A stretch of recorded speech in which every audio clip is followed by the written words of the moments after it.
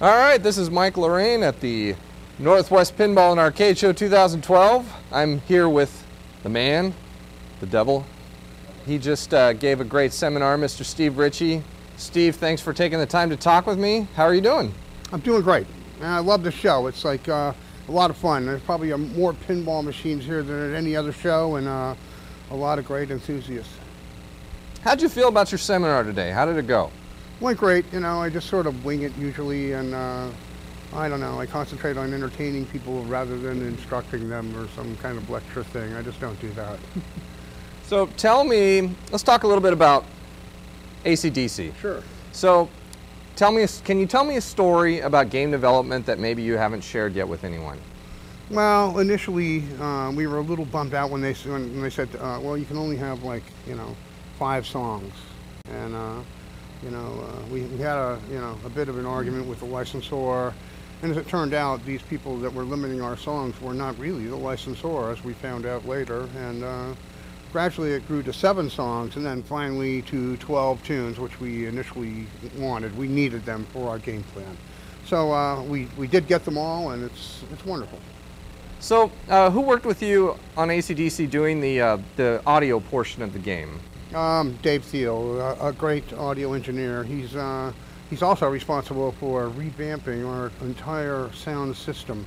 ACDC is the best sounding pinball machine ever made, thanks to his improvements to the speakers and to the engineering of the sound and to the engineering of our cabinet and electronics. And proud to have him on there. I'm definitely be hitting up Dave for the next game too. What else did you work with Dave on in the past? We worked on Spider-Man together. There may have been other games. I'm sure he's contributed other things, but I think that was our major. Our major meeting.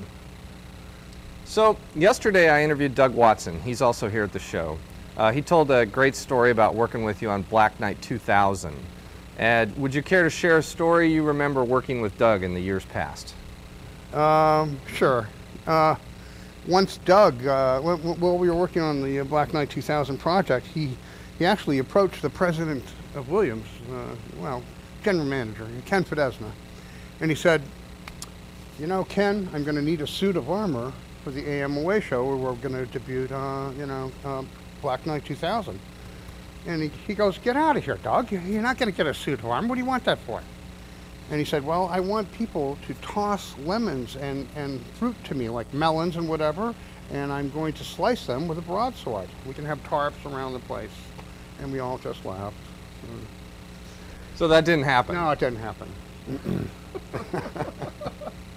That's great.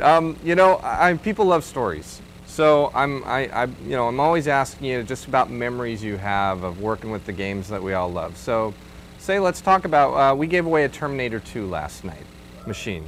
And can you tell us a story that you remember working on that game? Yeah, fantastic story actually. It's like, that was my first brush with greatness. And first of all, I went to get the theme. I wanted that theme because I saw Terminator and it was the best B movie ever made, and I loved it, and we found out that there was going to be a Terminator 2, and I began to study about the guy that created it, Jim Cameron, and so I read about it, and we approached Lightstorm Studios and asked about making a video game and a pinball machine from Williams at the same time, and they said yes, and they just threw open the doors for us.